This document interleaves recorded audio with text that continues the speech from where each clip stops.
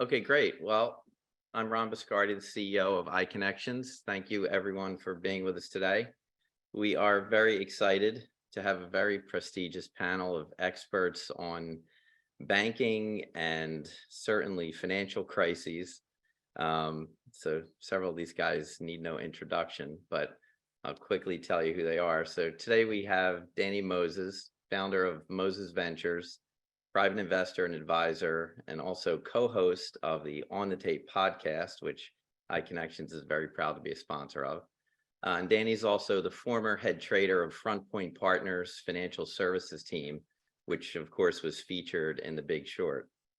Also with us today is Vinny Daniel from Seawolf Capital, which is a family office, used to be a hedge fund focused primarily on the financial services sector.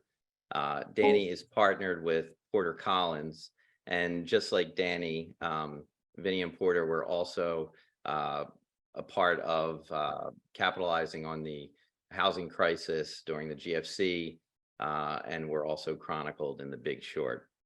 And we also have with us today an iConnections member, manager Ravi Chopra, founder and CIO of Azora Capital, a fundamental long-short equity strategy focused on the U.S. financial services sector.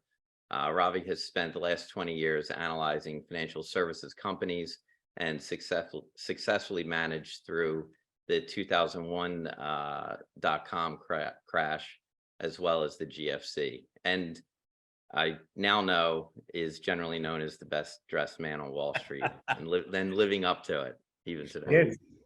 So anyway, guys, thank you all for being with us and for doing this on short notice. We really appreciate it. Obviously, we've had one heck of a ride over like in less than a week. At least for most of us, it's been less than a week. I have a feeling you guys are going to say that you've been watching this for quite a bit longer.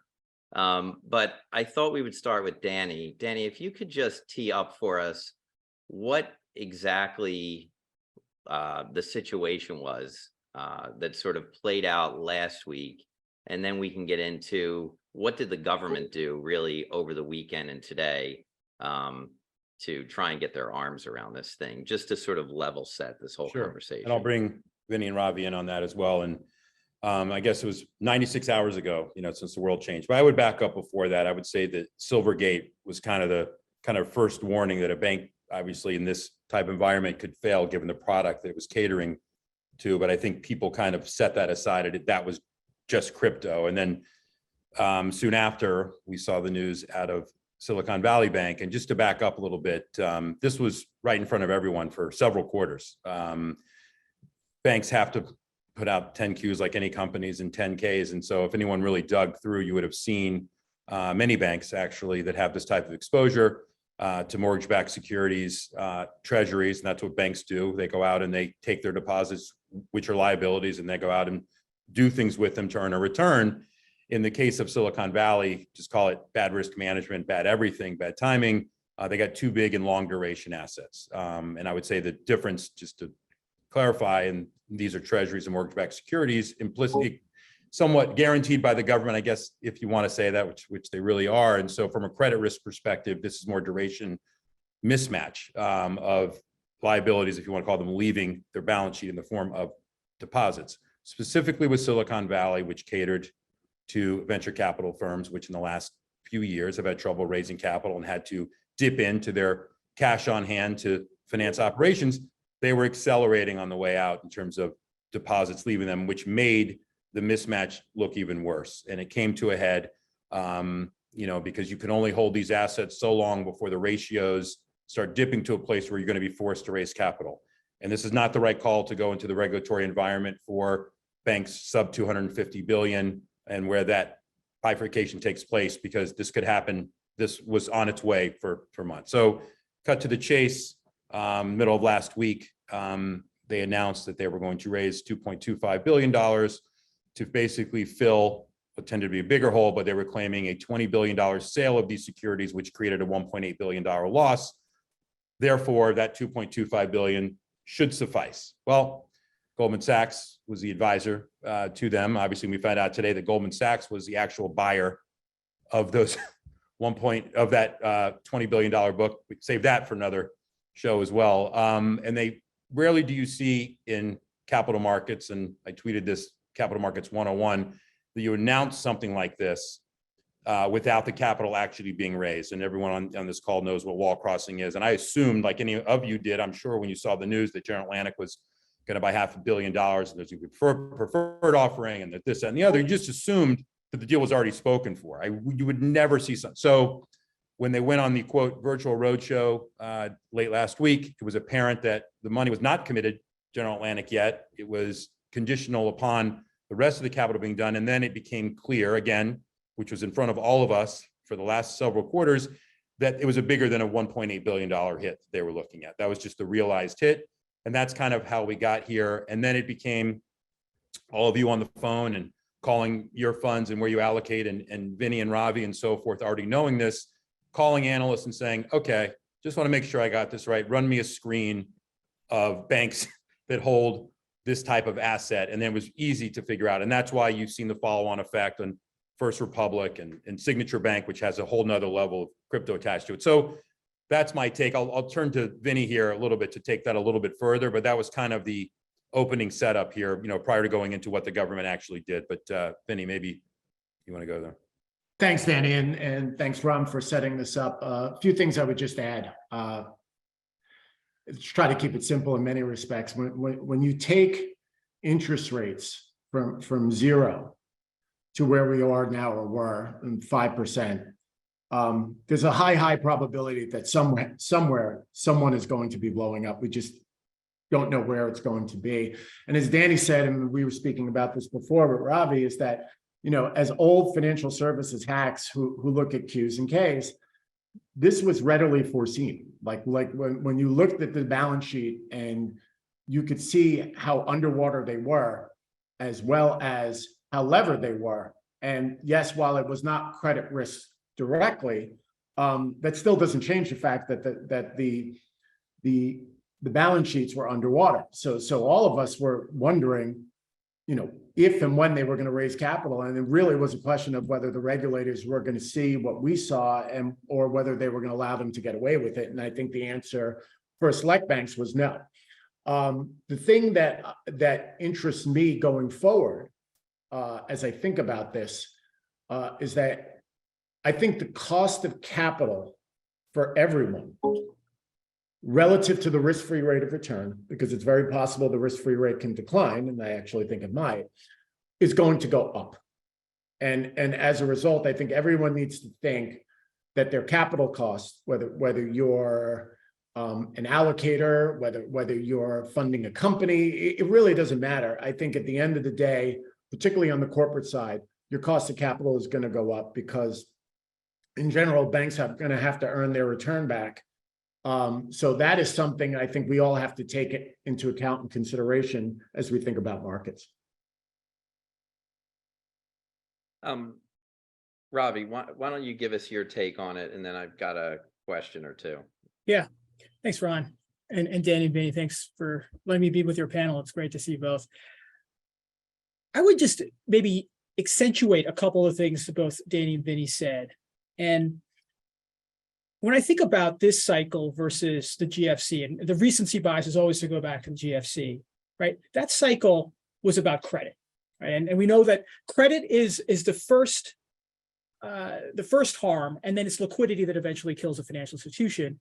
This time around, it wasn't the credit risk; it was the interest rate risk that is killing the industry. And maybe credit will come in the future, but ultimately it's liquidity and interest rate risk taken together.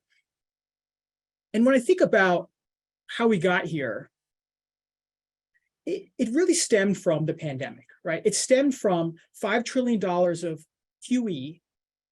And if you put it into perspective, right, in the same way that consumers had money burning a hole in their pockets and they went out and bought Pelotons and they went out and bought boats and houses, these CFOs and treasurers also had $5 trillion burning a hole in their pocket. If you, in context, that's a 35% increase to system-wide deposits, right? And for certain banks, right, the crypto banks, Silvergate increased 8x in size. Silicon Valley increased 3x in size in 2 years, right? Banks don't triple in size unless they buy two other banks, right? It's very abnormal for that to happen. Signature, the same thing. And so there was a select number of banks that just hoovered in a lot of this 5 trillion. And instead of going and buying Pelotons and boats, they went out and bought securities. And I think that the magnitude we're talking about, Silicon Valley Bank was a $60 billion bank that went out and added $100 billion of securities. I think the magnitude is something that is really what created this problem. And of course, not one person, not one bank, not one regulator contemplated that, hey, we could actually see rates go up 500 basis points within 2 years after the pandemic, because the recency bias was after the global financial crisis, rates couldn't go up for the better part of a decade. It was so hard to finally get them up to 2 and 2.5%, and then they had to cut again, right? So it just wasn't in the psyche. And if you look at the stress tests, right, the stress testing that they've been so proud of for almost 15 years, right? What do? They stress test equity markets down 50%. They test down commercial real estate down 30%. Housing, residential housing down 30%. They look at unemployment going to 10%. They look at GDP negative 6%. What do rates do in their scenario? 10-year yield goes from 70 bips to 60 bips in the first year of their scenario. They didn't conceive of the idea they could go to 5%. And that's why the regulators were asleep at the switch, the treasurers were asleep at the switch, and didn't conceive that rates could go up this much. And we sit here today and losses, just unrealized losses in the securities portfolios, both in the available for sale, which is backed out of most regulatory capital, and held to maturity portfolios, which is accounting, which is also backed out of most regulatory capital, is over $600 billion in the industry, which is about 15% of the capital equity, the common equity of the industry. And if you think about 15%, that's not all that dissimilar to the loss content that we saw from lending portfolios as a percentage of tangible common equity in 2008. So the size is there, but then the question is, like, can you hold these things to maturity or not? And I think what's changed a little bit in the world from yesteryear is in the same way that Bankrate.com, my mom just turned 80 on Friday, and she's not financially sophisticated, but I've taught her to go on Bankrate and get the high CD. So she can brag to me she just got a 4.5% CD, right? The speed of information, the ability to do that is much quicker. You can press a button. In the same way, we now have things like social media. And I can read Danny and Vinny's tweets, and I can also observe people who are VC firms and others who are getting concerned about things like funding and deposit risk at banks like Silicon Valley. It can start to feed itself on itself in a way that I think was less likely in years prior. And so, as these gentlemen already pointed out, this was already out there. It just seemed like people started to care. And then you start intersecting that with banks that have 90% of their deposits uninsured, and depositors never really thought they could lose money, right? That you're, as a depositor, you're always money good. The idea that you could lose money, I think, is a new one. And so that creates a run. And I think what happened last night, and I'll come to a close here, is what I think I wanted to hear, right? What I would have felt better about was what was called the TAG program, the Treasury Account Guarantee. Basically, let's guarantee all deposits, and I can feel good about leaving them where they are. That didn't happen. And unless that happens, and it might take an act of Congress for that to happen, then I think every corporate treasurer, every wealthy person is going to sit there and say, why do I have $1 more than $250,000 in an account? I could press a button and go sweep it to a money market fund. I can press a button and sweep it to a G-SIFI. And I think that's what you saw in the market today. Let me just add, these trends were already happening.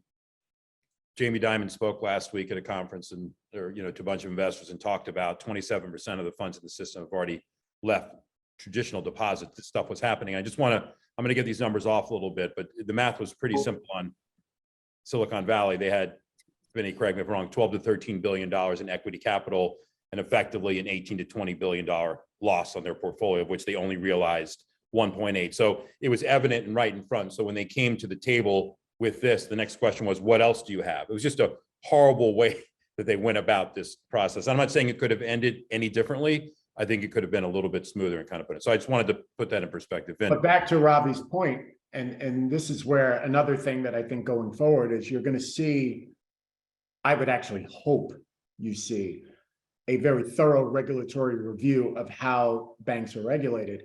A lot of the banks created in the middle when they owned very low coupon strike mortgage-backed securities and treasuries, set it up into a held to maturity bucket, which basically said, not to pick on them, but they just didn't want to mark it, and the regulators kind of didn't need to put it in capital ratios. But as we said, like guys like us look at footnote 6 or footnote 7, wherever it's sitting, and we see the unrealized mark. And I think one of the issues that happened with SVB is that we're like, okay, you plug the hole on the available for sale securities, and I apologize to get wonky, but you have this held to maturity book where if I marked it to market, you need to raise more money.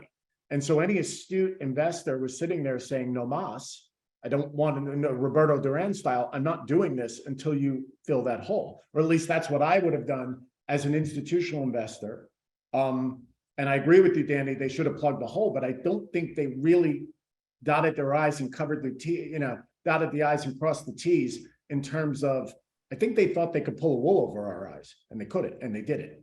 And that this was, different product, but same type of scenario in Blackstone and their private real estate fund, Starwood and their private real estate fund. They've been hitting max redemptions of 5% a quarter now for roughly 3 quarters. If that had been a bank, there would have been a run on deposits there, right? And so this had already beginning. It's not just treasuries and mortgage-backed securities. If anything, it's actually, it's my point, when people start to look at banks now and really look at Q's and K's before they take them on, as a partner, that to me has changed. And Robbie's point, and these two numbers have nothing to do with each other necessarily, but the trends are the same.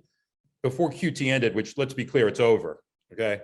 600 billion was drained. It went from 8.95 trillion to 8.35 trillion. I'm not saying that's the reason, that the cause and effect, but Robbie just mentioned the number of 600 billion of basically assets. So the whole point Robbie made about, stimulus and QE and all this stuff coming into the system, it's somewhere. It had to go somewhere. So I find those numbers somewhat amusing. I would just, Can I just ask one question quickly? So the idea that there were analysts that were looking at all these screens and you could see that these banks were approaching like a big problem. If you're the Fed and you've got this interest rate program that is a giant shift, right? We haven't done this for a decade. And now all of a sudden you've decided you have to fight inflation. You're going to be raising rates, and like they're sticking with it, right? I mean, they have not gone back at all. How have they not? Isn't there someone at the Fed who is looking at the same data? I mean, we've got Robbie's mom, looking at bankrate.com. Who's the person at the Fed who's supposed to be looking at these same data screens to do the same basic analysis? Because it certainly seems as if they weren't, because if you look at Powell's testimony from a week ago, it's like he's basically saying everything looks fine, and a week later we're doing a giant bailout. I mean, any thoughts on that? Like, how are the regulators this asleep at the switch? I mean, it certainly seems like they were. Ron, can I jump in on this one? Sure. I think it's a function of it's not a single person at the government, right? Jay Powell's job is not supervision of the banks. I mean, technically he's the head, right? But there's actually a vice chair of supervision of the banks. And then there's a whole host of staff members that actually work on this at that level. And then there's the OCC, there's the FDIC, there's all these other local regulators that actually do the work. Jay Powell has a million other things going on, and he's not necessarily thinking about that as the first thing on his mind. He's got inflation to deal with.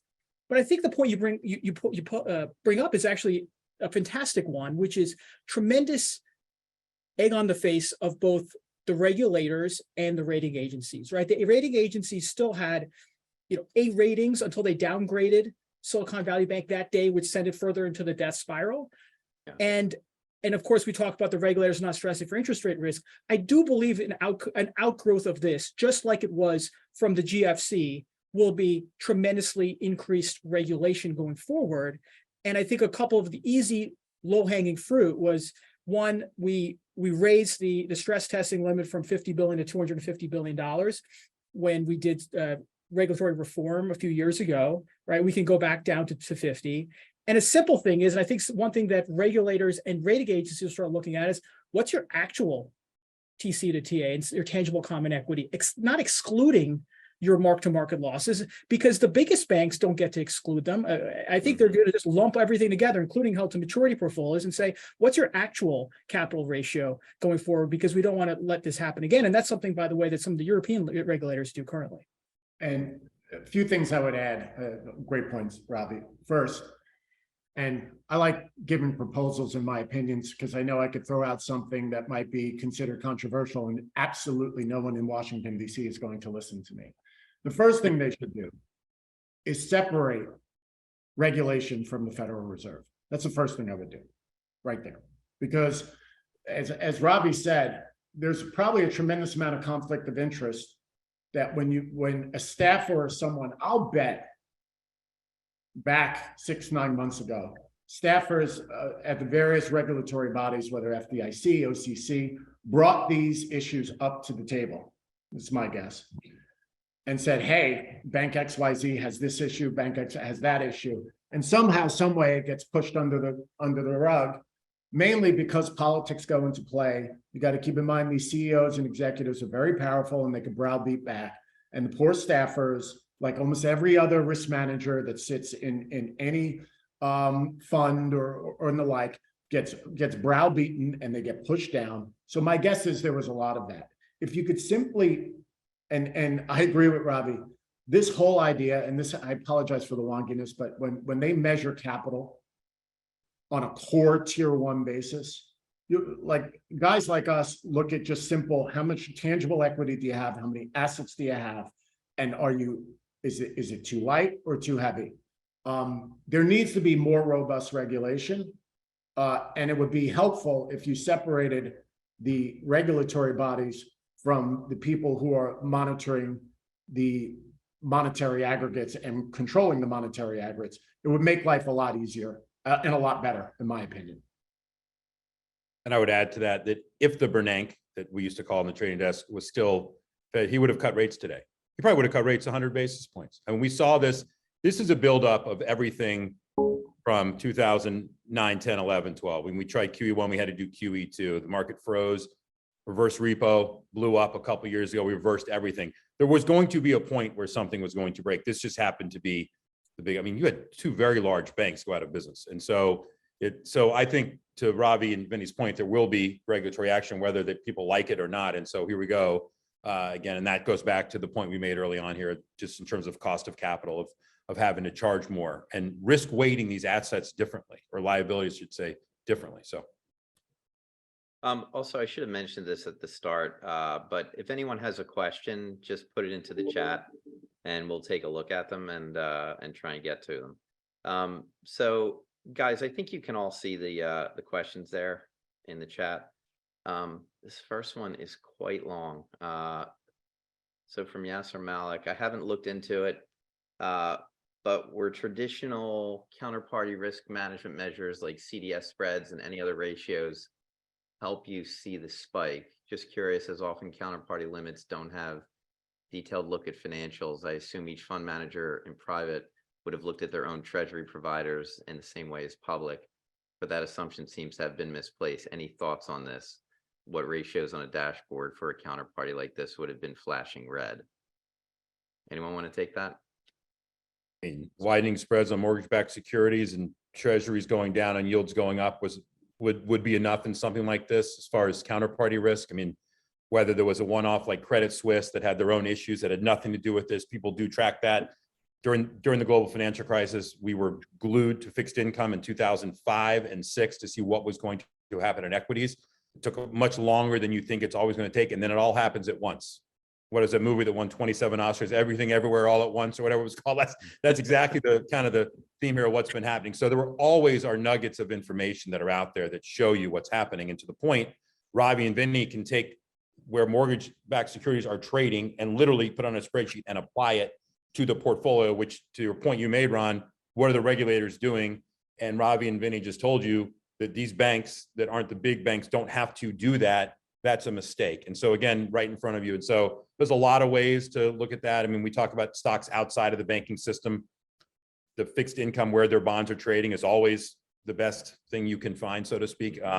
And I was not tracking, Ravi and Vinny, I don't know if you were tracking some of the CDS in this world, but you could certainly track where their paper was trading, that was easy. That was sitting on their balance sheet. So I don't know if Vinny and Ravi have any other comments on that. But The only thing I would add, it's kind of an odd twist, is that, you know, the banking system is supposed to be, particularly deposits, supposed to be sacrosanct. You're not really supposed to worry about your deposits that sit at a bank, simply because we view that as cash. Now, I understand there's a percentage of uninsured, and it's like, I think that's where some of the regulations went awry. But in general, you could have looked at things like junior preferreds as well as some of the debt levels, Danny. But the reality is people who are running their businesses, they naturally assume and understandably assume that the banks where they're doing business are fine, because there are regulations behind it, and there's capital behind it, and there's insurance behind it. And that's where I think there was a real flaw in the model, in that this was not supposed to happen, where you know, 2 days or a week ago, Silicon Valley, yeah, the stock's down, but so is everything else down, particularly in tech land.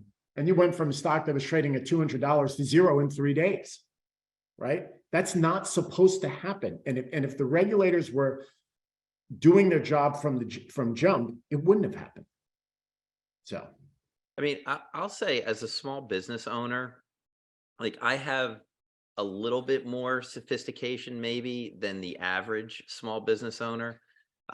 So, you know, when I chose a bank, I was thinking about the credit worthiness of a bank, but I think that is very rare. I think most small businesses, they're just like, they're banking with, you know, a place where they have the right relationship to move their business forward. Like, that's the primary, probably more so than, they're certainly not looking at, you know, credit default swap spreads on the bank before they choose it. I think for the most part, like, is it possible to get the system to the point where your bank is more of a utility to the economy than it is, you know, because, like, I think, and, you know, you're talking about Silicon Valley Bank, where you had a ton of sophistication around it, right? Like, all that money was venture money, or certainly a lot of it. They had access to the right minds. I think those people were just thinking, like, this is how I'm paying my bills, right? Money comes in, I collect my revenue, I send out money to pay my bills, run payroll. They're not thinking that I'm actually lending money to this institution and it's going to go take some level of risk with it. Is it feasible to move away from a system, the kind of system we have, or create another branch of it that, where for the average business owner, I would be happy personally to pay the bank, not make any interest on the cash, but just pay the bank for the service of keeping the money safe and allowing me to conduct my business? Is that even in the head of anyone in Washington, that kind of a concept? Because I feel like in other countries, they have gotten to this, maybe not by calling it a utility, but like in Canada, what do they have? 6 banks? We have 2,000. I mean, like, the 6 banks are not going out of business in Canada, right? Like, no matter what happens, they're not letting those banks go under. I don't know if you guys want to answer that. Rob, you want to give it a crack? I have my thoughts on that too. So Go ahead, Danny, go first. I'll go after. no, I was just thinking that that's great on paper, Ron, and you saw what happened in, you know, 2008, where you take, you know, what are insured deposits effectively, and then you go and prop trade with them, and that's not what the intent was, and that was, people were punished, not enough, obviously. And to your point, should they just be some type of utility, basically non-for-profit? That's not the way the incentive, that's not the way the system is really obviously set up at this moment. And it is what it is. So we need to adapt. Right before we got on this call, Vinny and I had Porter Collins on the phone, and, you know, I'm very anti-bailout in general, because I believe that the whole moral hazard thing that's been created, I think things should clear at the right price. I was very frustrated, obviously, back in, you know, 2009, 10, and 11, that we didn't clear things, and we've allowed this thing to kind of build up. That being said, on a relative basis, in this particular case, Ron, I have pure sympathy, empathy for any small business. To your point, the last thing they should be worried about or thinking about is that the money, that they have thousands of employees. And I think that's where the White House finally started to figure out, hold on a second, this does hurt average Joe, because yeah, the top part, you want to teach, maybe you want to teach people a lesson in Silicon Valley, but the truth is these are thousands and thousands of businesses and tens of thousands of jobs. And so it's just not right. So to Robbie's point he made, I think at the very beginning, if you just guarantee all deposits, the bank would have gone out. Everyone would have said the bank deserved it. But the repercussions, obviously, with what the current system is that it's just not fair. And I believe companies were missing payroll. I mean, that's not right. That's not kind of the American way. And so I know a lot of people go back and forth, but relative to everything that we've done from a bailout perspective in the last, we're not going to do that. And so, I know there's a question in here about contagion and, how do we stop that how do we stop our banks a buying opportunity? And unfortunately, I think that the bigger banks, this is not what Washington wants. The bigger banks are going to get bigger right now. And that, I think, is going to be the big challenge here over the next few years is how do you come in and, Ron, to your point, how do you kind of separate these banks and maybe, good bank, bad bank, so to speak, which is what everyone tried to do at the end of the global financial or during the global financial crisis. Don't look here. Let's take this bank and put it here. This is the lending vehicle. This isn't. So I could go on, but I think that's kind of where we're headed here. So Vinny, Ravi, please chime in on that. Yeah. Thanks, Dan. I agree with everything you said. And maybe just to add on, there was a question earlier about counterparty risk and what indicators to look for.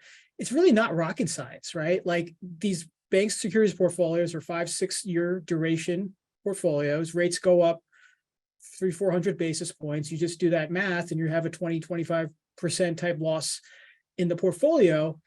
And to your point, Ron, does that mean that that's a highly credit worthy bank anymore? And so far the rules have said, yes, they are as credit worthy today as they were 2 years ago before this rate movement happened. And you have to ask yourself, does that make sense? The answer is probably not, right? And so I think in terms of, look, the banking system is by nature a fractional banking system.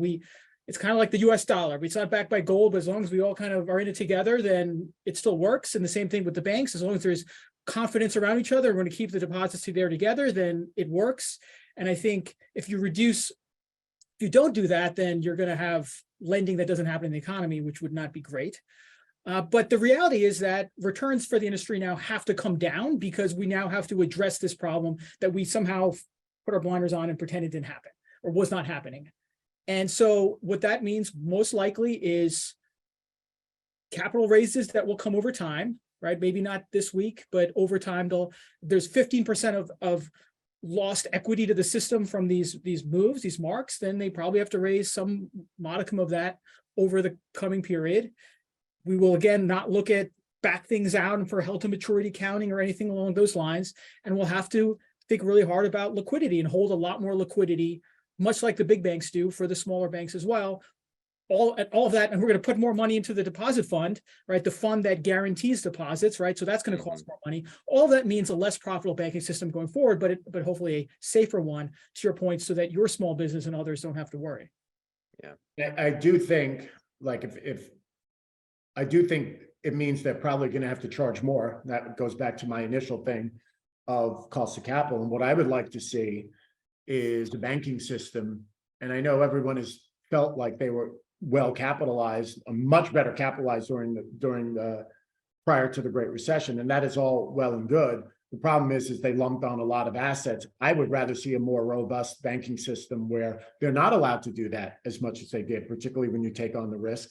And if that means they have to charge all of us a little bit more to make their return on capital, because that's the way our system is set up, so be it. So if we have a healthier banking system where they can make an adequate return on less leverage, I'm fine with that, right? And that means they're going to have to charge more for leverage. And so one of the things that really bothers me is that there's these large pools of capital in asset management firms that are levered between 5 and 8 to 1, right? And they're getting their leverage primarily from the banking system, right? I think they need to charge more. I think they need to charge a lot more, right? And as a result, maybe the leverage of the entire wealth management, asset management system needs to come down. And that'll be like not tomorrow, because you can't do it tomorrow, but over the next 2-3 years. And that'll be a really good thing for the health of this country overall going forward, my opinion. So obviously we've got an audience of fund managers and pools of capital being allocated across the investment world in our audience. So an obvious question here, what are the risks and opportunities here? How can you capitalize on this? And also, what do you think the real likelihood is of systemic contagion harming the real economy? Anyone want to jump in on that one? Then you want to go and Well, I think I don't know if I necessarily call it contagion, but obviously on an all else being equal basis, we're going to have a slower economy as a result of everything we just said, right? Mhm. So I also think that we need to ensure, as Ravi said, and nip it on about any fears of a deposit run within the banking system. He said, we live in a leveraged fractional banking system. You cannot have the fear that your money parked in a bank is going to go to dust. We have to stop that. And so as a result, I'm hoping they get ahead of it. What they did on Sunday helped, but I agree with Ravi, it did not completely eliminate the potential risk of it. Yes, banks will be backstopped and they will have the availability to get credit if they're on deposit runs. But that's what Ravi was speaking about in terms of guaranteeing all deposits, which is a very somewhat controversial, although we could have a discussion on it. But there are two different things right now, what we have, and they probably need to address that. you Might can't, be an act of Congress, though, right? yeah, you can't guarantee all deposits until you get the banks in order. If you guarantee all the deposits, they'll go haywire with them because then they'll Right. realize that, I think that they'll use that as an excuse to go out and take more risk potentially. I would say bringing it back kind of to the macro view coming out of financials, I would say that this has been a financialized, economy for decades. I mean, everything is really tied to the financial system. So it starts and ends with the banks. We can pretend it doesn't, but it's the root of everything, good and bad. When you think about auto loans and student loans and credit card, securitizations, and those all have a cost of capital. And these are the banks that lend to the companies to go out and get those loans and then package them and sell them. And it's all related, right? It's all kind of related. From a macro perspective, if the Fed is indeed done, and this is the quote rally, if that's what you want to call it, from where it was today, Fed was going to stop at some point for the reasons of stopping here is not great. And it couldn't come at a worse time.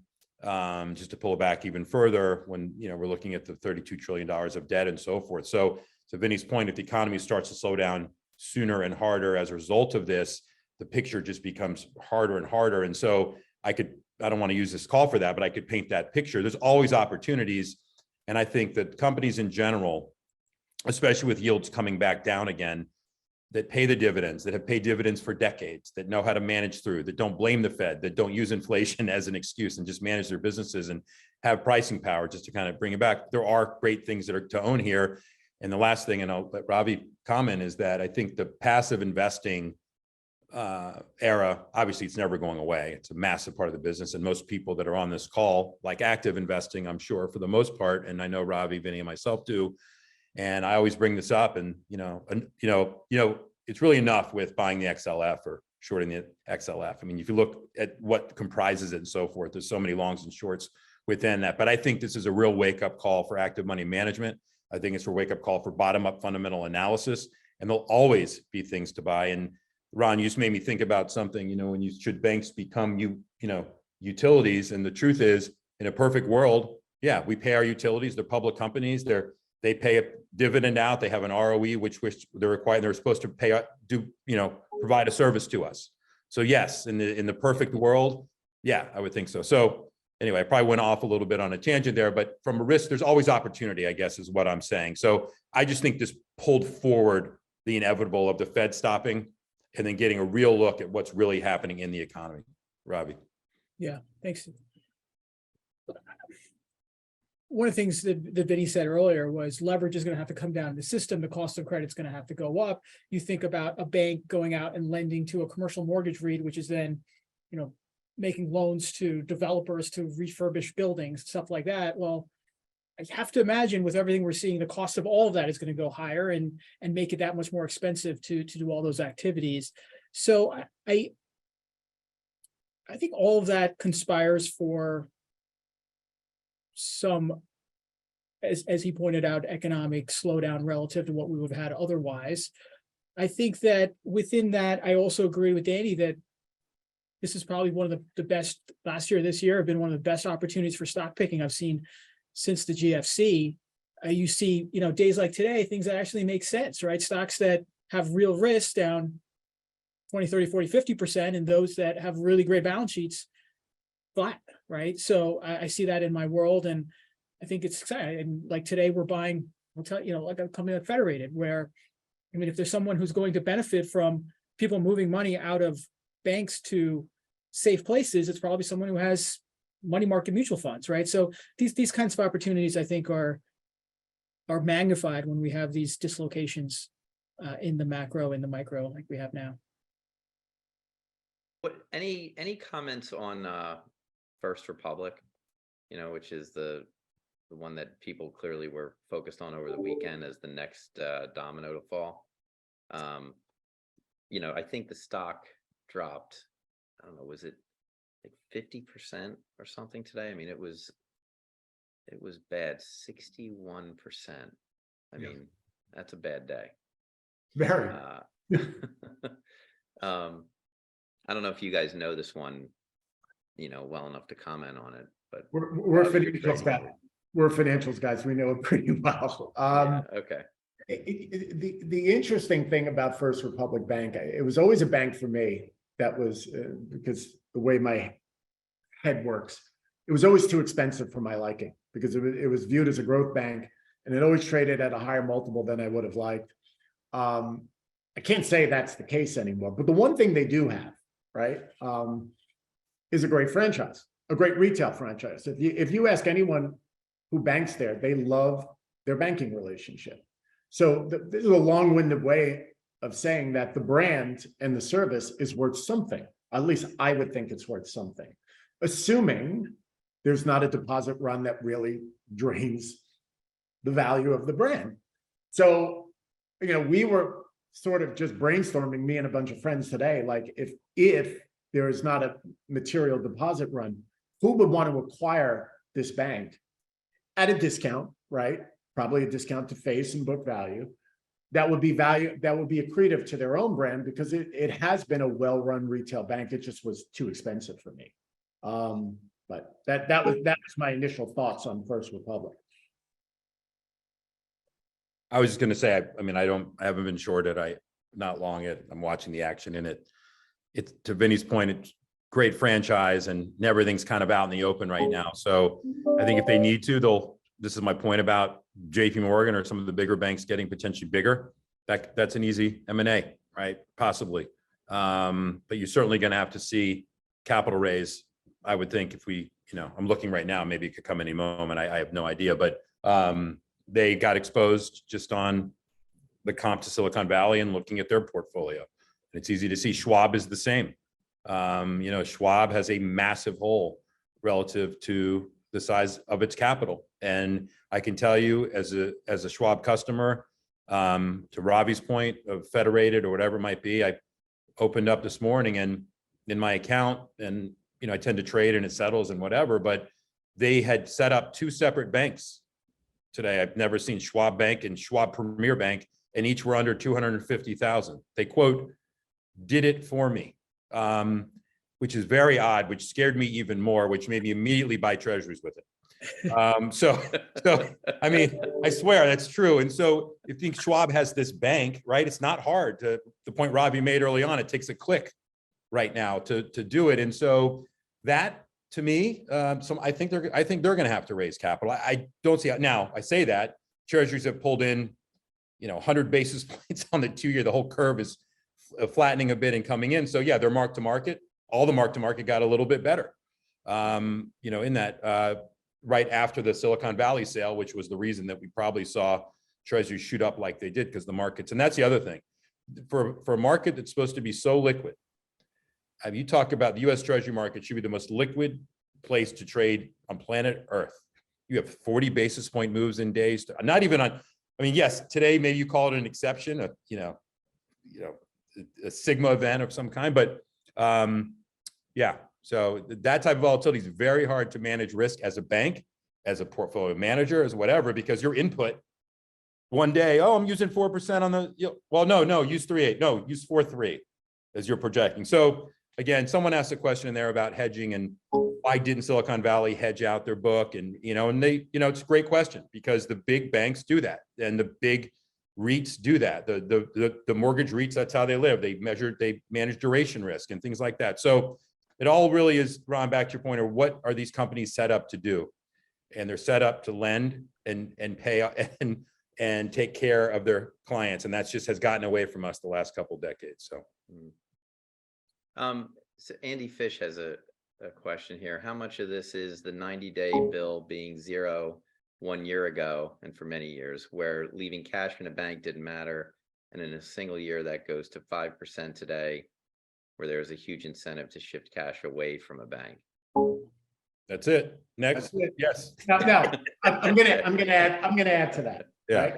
This is where I think the regulations went awry, and Robbie was getting to this. So when you see an influx of cash from COVID pandemic stimulus come into the system, right?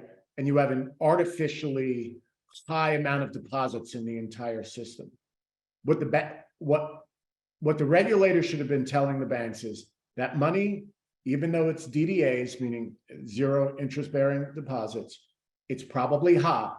So don't you dare extend duration on the left side of your balance sheet and buy maturities so you can tell me and Robbie that their net interest margin beat us by 3 basis points every quarter. You're not going to do that, right? So what they needed to do was to hold short duration assets, and at that time yielding minimal, whether they liked it or not. And this is where regulation goes awry, right? Because the CEOs fought back. They probably said, look, on a core tier 1, I'm fine, so leave me alone, right? But that's where I would have done and say, I don't care, mofo, this is what you're doing, because the safety and soundness of the country and the deposits is what my job is, not to make sure that you get a higher compensation by beating net interest margin by 3 basis points every quarter. So Jeremy Strong would have been proud of that, Vinny. That was very good. Sorry. Yeah.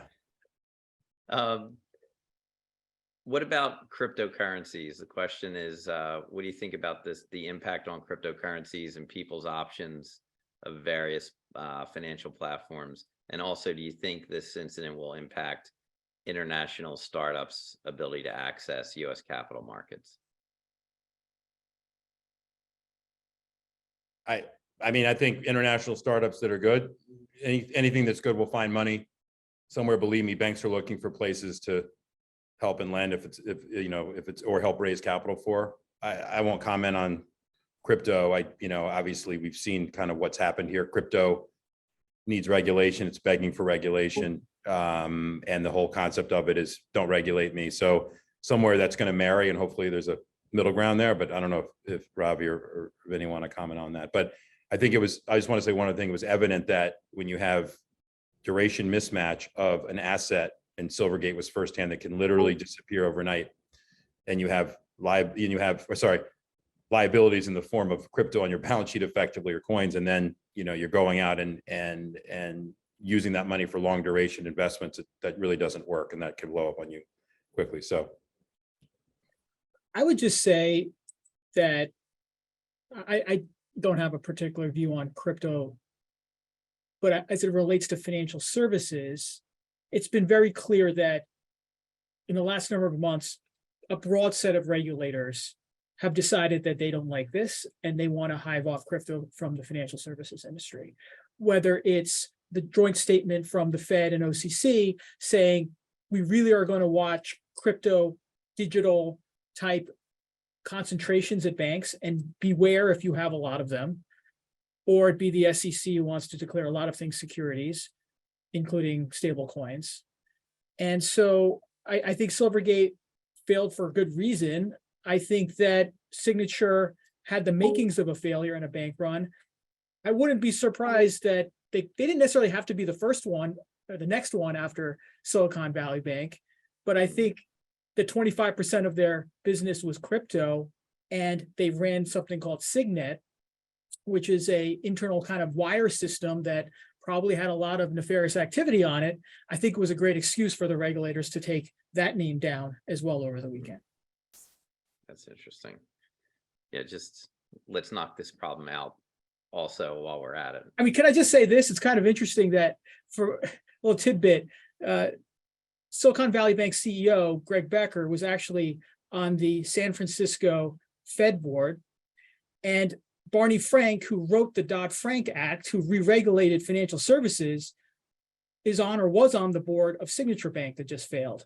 So a couple interesting twists for you. That's a great pattern. There didn't Silicon Valley Bank also have, wasn't there a recent risk manager? Lehman. That's what it was. It was Yeah. Lehman, right? All right, great. Well, we're almost at time here, guys. Any parting thoughts on how to navigate this? I'd just say that I think most professional investors and or allocators that have investors themselves have sent out emails or told, where we have our money parked or our portfolio companies are doing this. I think you'll keep seeing more of that. I think that's the right thing to do to kind of get in front of it. And I think I wouldn't stop there.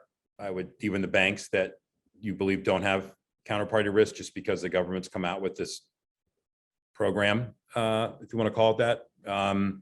I think there's more work that needs to be done here. And I think that there's other assets, other issues at some of these banks, which pose not maybe immediate risk, but still pose risk. And so I think we're still at the beginning stages of an economic downturn. And with that, it's natural that there'll be other products that are implicated. So it's a deep breath moment in general is my last point, but I think it pays to be vigilant here in all aspects of your businesses. I really do.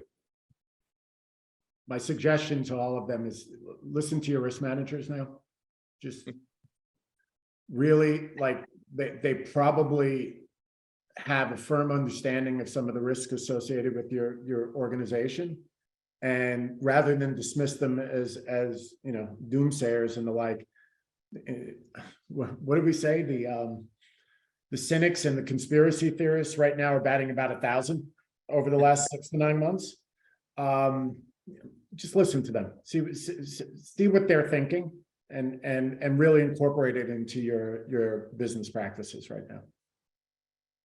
My parting Rob? shot is I'm going to give a shout out and a props to the podcast that Danny's been on, sponsored by iConnections, that often hosts Vinny, and I've been listening to it. It has been a helpful resource. So for those who are looking to navigate the markets, I would check it out. It's called On the Tape. And if you're looking to make money, send it to Ravi. He obviously knows what he's talking about. So there, Ravi, that was like perfect. He's well dressed, as you could say. Well said. All right, guys, I really appreciate you taking the time. Thank you, everyone, for joining us, and Our pleasure. have a great day. Good luck out there. Thank you. Thanks, everybody. Thanks, Ron. Thanks. See you guys.